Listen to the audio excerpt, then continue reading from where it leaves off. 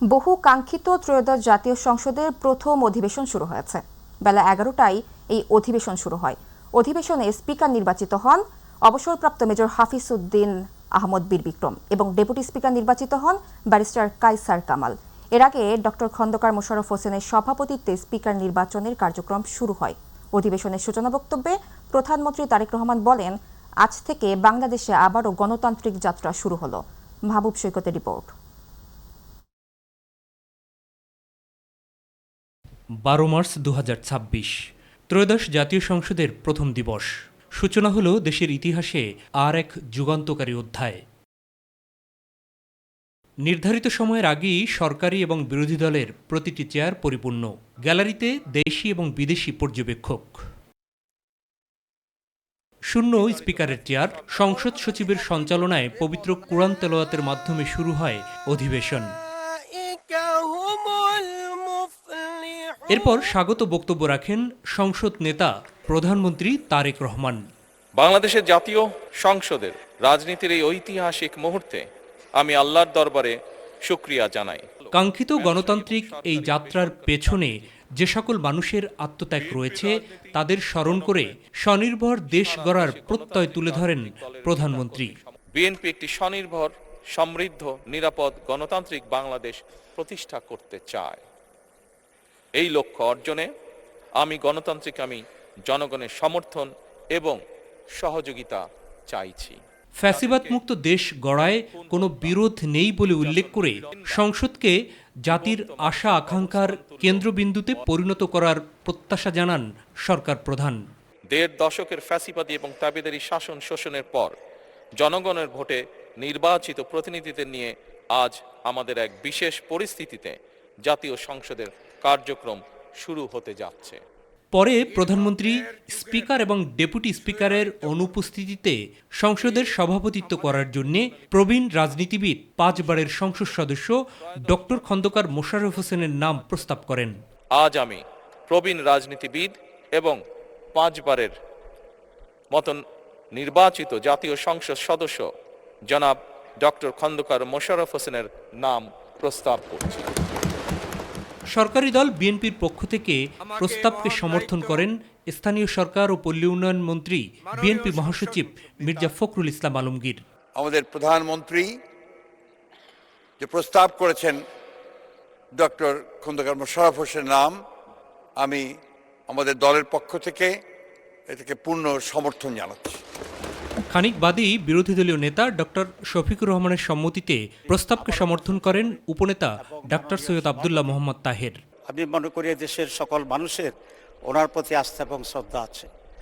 মাননীয় প্রধানমন্ত্রীর এই প্রস্তাবকে আমরা বিরোধী দলের পক্ষ থেকে পূর্ণ সমর্থন জানাচ্ছি। সংসদের কার্যপ্রণালীর ধারাবাহিকতায় এরপর ডক্টর খন্দকার মোশাররফ হোসেনের সভাপতিত্বে শুরু হয় পরবর্তী কার্যক্রম।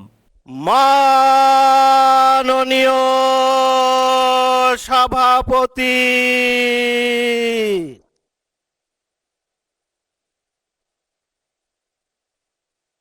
জনগণের প্রত্যাশা পূরণ, গণতন্ত্রের ভিত সুদৃঢ়করণ, স্বচ্ছতা, জবাবদিহিতা ও সুশাসন প্রতিষ্ঠায় আমাদের ঐক্যবদ্ধ নিরলস প্রয়াস অব্যাহত রাখতে হবে। পরে দিনের কার্যসূচি অনুযায়ী স্পিকার এবং ডেপুটি স্পিকার নির্বাচন সম্পন্ন করা হয়। সংসদ সদস্য জনাব হাফিজ উদ্দিন আহমদ বীর বিক্রম সর্বসম্মতিক্রমে ও বিনা প্রতিদ্বন্দ্বিতায় বাংলাদেশ জাতীয় সংসদের স্পিকার নির্বাচিত হলেন।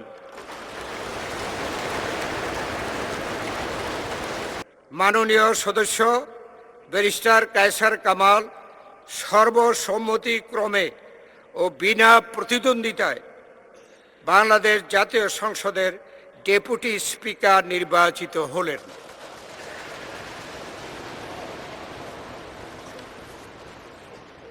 নির্বাচন প্রক্রিয়া সম্পন্ন হওয়ার পরে অধিবেশনের প্রথম পর্বের বিরতি দেন সভাপতি। বিরতিতে সংসদে মহামান্য রাষ্ট্রপতির কার্যালয়ে স্পিকার হিসেবে হাফিজ উদ্দিন আহমেদ বীর বিক্রমকে এবং ডেপুটি স্পিকার হিসেবে ব্যারিস্টার কায়সার কামালকে শপথ বাক্য পাঠ করান রাষ্ট্রপতি শাহাবুদ্দিন আহমেদ। স্পিকারের কর্তব্য বিশ্বস্ততার সহিত পালন করিব। বিরতির পরে নবনির্বাচিত স্পিকার মেজর হাফিজ উদ্দিন আহমেদের সভাপতিত্বে শুরু হয় সংসদ অধিবেশন। শাসন ব্যবস্থা সরকার এবং বিরোধী দল উভয় পক্ষই। মাহবুব সৈকত, মাইটিভি, ঢাকা। দর্শক, এই মুহূর্তে সংসদ ভবনে আছে সহকর্মী ইউসুফ আলী, যুক্ত হচ্ছি তার সাথে। ইউসুফ, বহুল প্রতীক্ষিত ত্রয়োদশ জাতীয় সংসদের প্রথম অধিবেশন চলছে, তো জনগণের জন্য কেমন সংসদ উপহার দিতে চান এমপিরা, কি বলছেন তারা? ধন্যবাদ আপনাকে। মাহবুব সৈকতের রিপোর্টে আপনি যেমনটি দেখছিলেন যে শুরুতেই যেহেতু স্পিকার এবং ডেপুটি স্পিকার নেই জাতীয় সংসদের, তাই বিএনপির একজন জ্যেষ্ঠ নেতা ডক্টর খন্দকার মোশাররফ হোসেনের সভাপতিত্বে স্পিকার এবং ডেপুটি স্পিকার মনোনীত করা হয়। তারপর নবনির্বাচিত স্পিকার মেজর অবসরপ্রাপ্ত হাফিজ উদ্দিন আহমেদ বীর বিক্রমের সভাপতিত্বে এখন সংসদের অধিবেশন চলছে। সংসদ অধিবেশন চলার আগে আমরা সরকার এবং বিরোধী দলের বিভিন্ন সংসদ সদস্যদের সঙ্গে কথা বলেছিলাম। তারা যেটি বলেছেন যে সংসদকে প্রাণবন্ত হিসেবে গড়ে তুলতে চান এবং যেহেতু সংসদই হচ্ছে সব কিছুর কেন্দ্রবিন্দু, তাই এখানে আলোচনার মাধ্যমেই তারা সকল সমস্যার সমাধান করতে চান। অর্থাৎ দেশের এবং দেশের মানুষের কল্যাণে যেসব সমস্যা, সেই সব সমস্যা তারা এখানে আলাপ আলোচনার মাধ্যমে সরকার এবং বিরোধী দলের মাধ্যমে তাদের মধ্যে আলোচনার মাধ্যমে তারা সেই সমাধান করতে চান। এবং বিরোধী দলের নেতারা যেটি বলেছেন যে তারা চান যে বিরোধী দলকে পর্যাপ্ত সুযোগ দেওয়া হবে যাতে এই সংসদে কথা বলার জন্য, এবং জনগণের বিরোধী কোনো কাজকর্ম যদি সরকার পদক্ষেপ গ্রহণ করে সেটি সম্পন্ন করার জন্য, তাহলে তারা প্রথমে বিরোধিতা করবেন এবং আপত্তি জানাবেন। তারপর যদি না হয় সেটি তারা জনগণকে নিয়ে রাজপথে আন্দোলনে নামবেন। তবে সরকারি দলের পক্ষ থেকে বলা হয়েছে যে আলাপ আলোচনার মধ্যে থেকে যে কোনো সমস্যার সমাধান করা সম্ভব। যেহেতু একটি কার্যকর সংসদ শুরু হয়েছে, গত 15 বছর যে সংসদ ছিল সেই সংসদে যারা এমপি এবং মন্ত্রী ছিলেন তাদেরকে অনির্বাচিত সংসদ সদস্য হিসেবে দাবি করেছেন সংসদ নেতা এবং প্রধানমন্ত্রী তারেক রহমান। তিনি বলেছেন যে গত 15 বছর দেশের মানুষ ভোট দিতে পারেনি, তাই জনগণের প্রকৃত প্রতিনিধি এখানে প্রতিনিধিত্ব করতে পারেনি। ফ্যাসিস্ট বিদায়ের পর গত 12 ফেব্রুয়ারি যে নির্বাচন হয়েছে সেই নির্বাচনে দেশের মানুষ স্বতঃস্ফূর্তভাবে অংশগ্রহণ করেছে এবং সেই অংশগ্রহণের মাধ্যমে যারা নির্বাচিত হয়েছেন তারাই এই সংসদে প্রতিনিধিত্ব করছেন এবং প্রাণবন্ত একটি সংসদ শুরু হয়েছে। আজকে প্রথম দিনের অধিবেশনে সংসদ নেতা এবং প্রধানমন্ত্রী তারেক রহমান এবং বিরোধী দলীয় নেতা ডাক্তার শফিকুর রহমান তিনি বক্তব্য রেখেছেন। এছাড়া এই মুহূর্তে কিন্তু ভেতরে আপনার মেজর অবসরপ্রাপ্ত হাফিজ উদ্দিন আহমেদের সভাপতিত্বে এই সংসদে বিভিন্ন মন্ত্রী, প্রতিমন্ত্রী এবং সংসদ সদস্যরা বক্তব্য রাখছেন।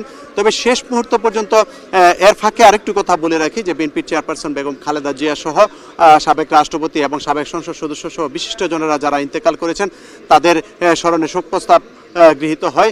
এরপর কার্যবিবরণীতে যেসব আলোচনার বিষয়বস্তু রয়েছে সেগুলো আলোচনা করে সব শেষে হয়তো রাষ্ট্রপতি ভাষণ দেবেন। তবে সবচেয়ে অবাক করা বিষয় হচ্ছে যে রাষ্ট্রপতির ভাষণের ক্ষেত্রে বিরোধিতা করেছেন বিরোধী দল, অর্থাৎ জামাত ইসলামের নেতৃত্বাধীন যেসব রাজনৈতিক দলগুলো রয়েছে তারা বিরোধিতা করেছেন।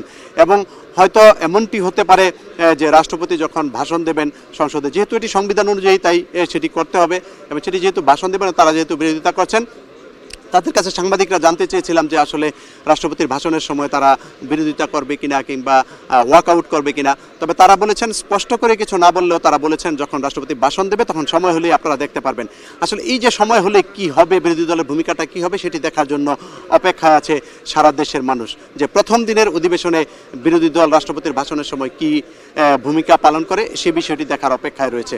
সাবরিনা, জাতীয় সংসদ ভবন থেকে যে অধিবেশন চলছে সেই অধিবেশনের এই ছিল তথ্য আমার কাছে। সাবরিনা। ইসুফ, আপনাকে ধন্যবাদ। শুধু বিরোধিতার জন্য বিরোধিতা নয়, শান্ত আলোচনার মাধ্যমে সরকার সংসদ কার্যকর করতে চায় বলে মন্তব্য করেছেন প্রধানমন্ত্রী তারেক রহমান। দুপুরে জাতীয় সংসদের স্পিকার হাফিজ উদ্দিন আহমেদের সভাপতিত্বে ত্রয়োদশ জাতীয় সংসদের অধিবেশনে তিনি একথা বলেন। পরে বিরোধী দলীয় নেতা জামায়াতের আমির ডাক্তার শফিকুর রহমান বলেন, 24-এর রক্তের উপর দাঁড়িয়ে থাকা এই সংসদ দেশের মানুষের জন্য কাজ করবে।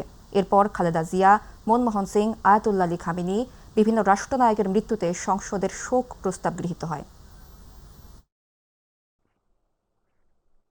ত্রয়োদশ জাতীয় সংসদের স্পিকার মেজর অবসরপ্রাপ্ত হাফিজউদ্দিন আহমেদ বীর বিক্রম ও ডেপুটি স্পিকার ব্যারিস্টার কায়সার কামালকে শপথ পাঠ করান রাষ্ট্রপতি মোহাম্মদ শাহাবুদ্দিন। জাতীয় সংসদের প্রথম অধিবেশনে স্পিকার ও ডেপুটি স্পিকার নির্বাচন অনুষ্ঠিত হয়। এরপর তাদেরকে শপথ বাক্য পাঠ করানো হয়।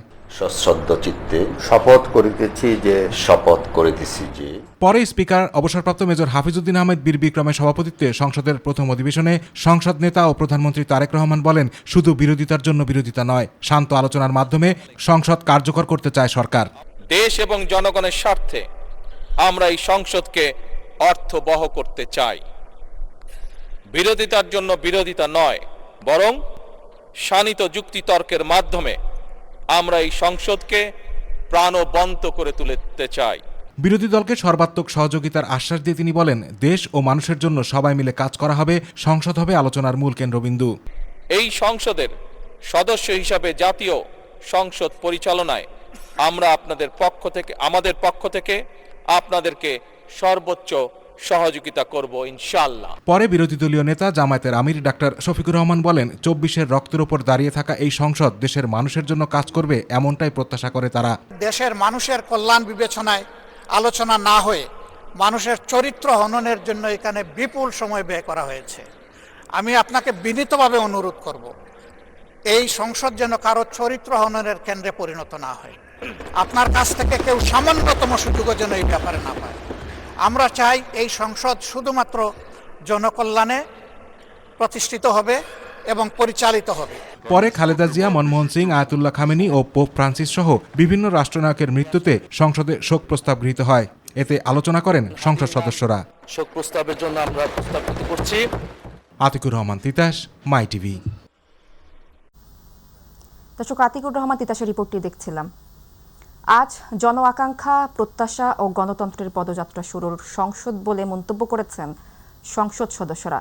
সকালে সংসদের প্রথম অধিবেশনে যোগ দিতে এসে তারা এই মন্তব্য করেন। তারা বলেন, এই সংসদের মাধ্যমে গণতন্ত্রের পদযাত্রা শুরু হবে, জুলাই শহীদদের আকাঙ্ক্ষা বাস্তবায়ন হবে।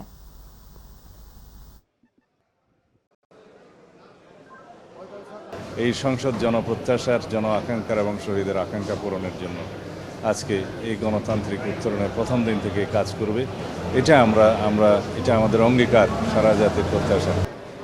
মাননীয় প্রধানমন্ত্রী জনাব তারেক রহমান, তিনি সবাইকে নিয়ে এই বাংলাদেশটাকে গড়তে চান। আমরা তাকে যেন সবাই মিলে সহযোগিতা করি। আশা করি এই মহান সংসদে সকলে মিলে একটি নতুন বাংলাদেশ যাতে আমরা গড়তে পারি, সকলের প্রত্যাশা তাই। এই সংসদ বাংলাদেশের স্বাধীনতা, সার্বভৌমত্ব, বাংলাদেশের মানুষের যে গণতান্ত্রিক আকাঙ্ক্ষা, একটা জবাবদিহিমূলক রাষ্ট্র পরিচালনা পদ্ধতি, সেটা প্রতিষ্ঠা করতে সক্ষম হবে। বহু বছর পর বাংলাদেশে অবাধ এবং সুষ্ঠু নির্বাচন অনুষ্ঠিত হয়েছে এবং আমরা এমন একটি সংসদের অধিবেশনে সাক্ষ্য হতে যাচ্ছি যেখানে সংসদের প্রতিনিধিরা প্রকৃত অর্থেই জনগণের প্রতিনিধি। এমনভাবে কাজ করি যাতে দেশের সুনাম হয় এবং মানুষ যেন খুশি হয়, মানুষ যে প্রত্যাশা নিয়ে আমাদের ভোট দিয়েছে সে আশা যাতে জন আকাঙ্ক্ষা পূরণ হয় সেভাবে আমরা কাজ করব বলে আমরা বিশ্বাস করি। রাষ্ট্রপতি তো তার শপথ ভঙ্গ করেছে এবং সে তো ফেসিস্ট অ্যানাবেলার এবং এই কিলিং প্রসেসটাকে সে সহযোগিতা করেছে জুলাইয়ের। তো সেই জায়গা থেকে তার মোরাল তো কোনো গ্রাউন্ড নাই আজকে জুলাইয়ের মধ্য দিয়ে অর্জিত এই পার্লামেন্টে সে ভাষণ দেওয়ার। দেখি আমরা সাংগঠনিকভাবে বা আমরা অ্যাজ এ দলগতভাবে আজকে আমরা কি স্টেপ নেই। বরং আমরা সরকার দল বিএনপির কাছে আমরা আহ্বান দেখেছি যে তাদের যেহেতু 2/3 মেজরিটি রয়েছে, সিম্পল মেজরিটিও তাদের রয়েছে, তারা এই রাষ্ট্রপতির অভিশংসনের জন্য তারা সংসদে তাদের কার্যক্রম শুরু করবে, এই আহ্বান এবং এই প্রত্যাশা আমরা বিএনপির কাছে রাখছি। দর্শক, ত্রয়োদশ জাতীয় সংসদের প্রথম অধিবেশন চলছে, আমরা সরাসরি চলে যাচ্ছি সেখানে।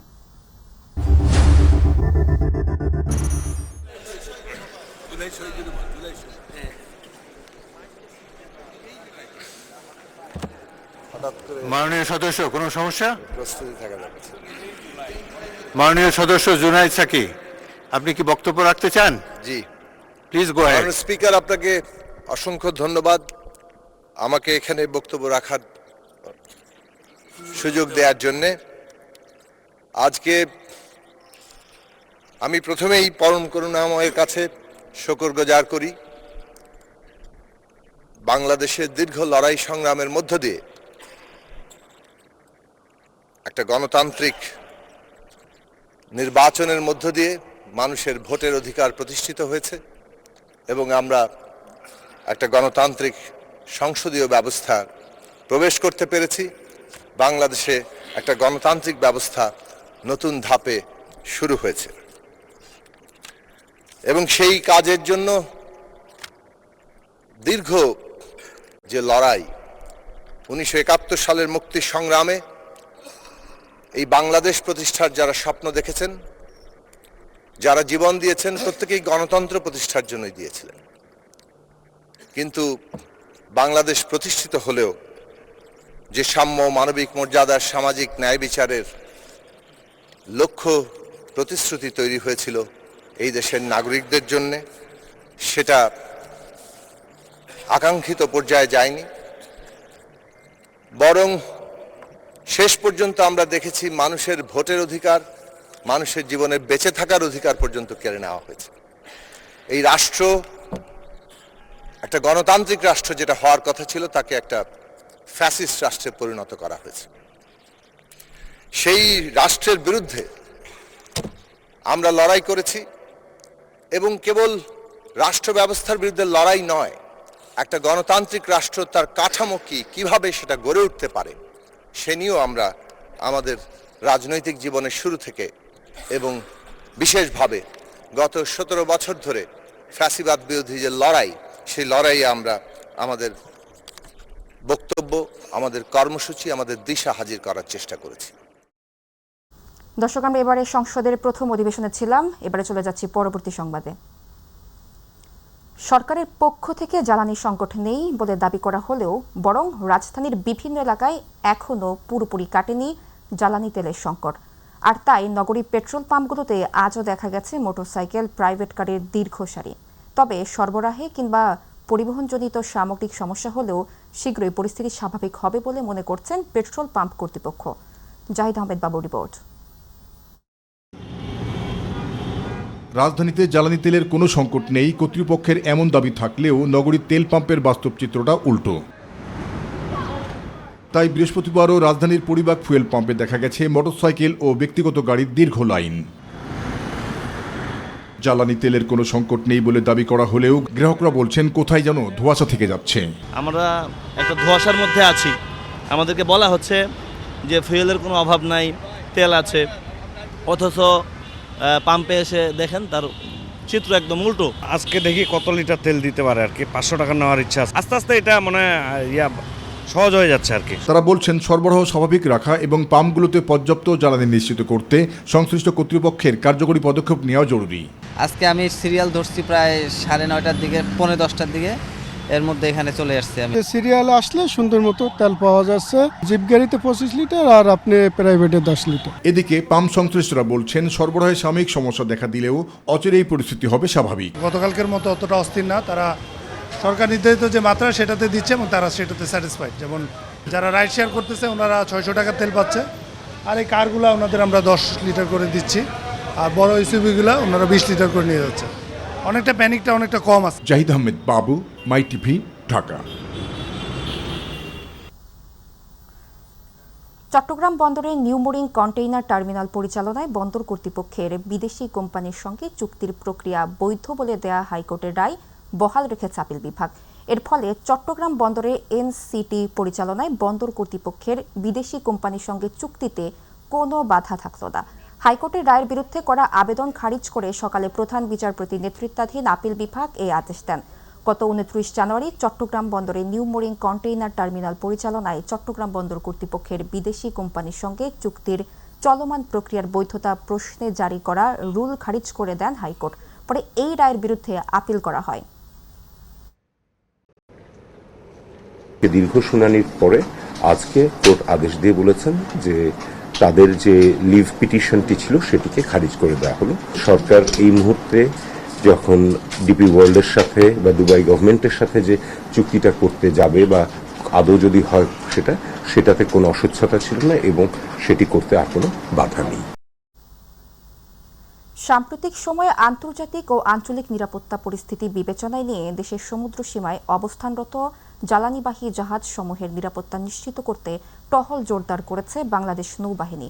বর্তমানে চট্টগ্রাম বন্দরের জেটি সমূহ সহ বন্দর জলসীমায় 18টি জাহাজ অবস্থান করছে। এসবের মধ্যে বেশিরভাগ জাহাজে গ্যাস, তেল ও অপরিশোধিত জ্বালানি তেল রয়েছে। সাধারণ সময়ে এই সব জ্বালানিবাহী জাহাজসমূহের নিরাপত্তা নিশ্চিতে সক্রিয় থাকা হয় জানিয়ে নৌবাহিনী জানিয়েছে। বর্তমান পরিস্থিতি বিবেচনায় এ সংক্রান্ত নিরাপত্তা ব্যবস্থা আরও জোরদার করা হয়েছে। চলমান নিরাপত্তা ব্যবস্থার আওতায় নৌবাহিনীর যুদ্ধজাহাজ, দ্রুতগামী বোট মোতায়েনের পাশাপাশি মেরিটাইম পেট্রোল এয়ারক্রাফট ও হেলিকপ্টার এর মাধ্যমে নজরদারি করা হচ্ছে বলে জানিয়েছে নৌবাহিনী।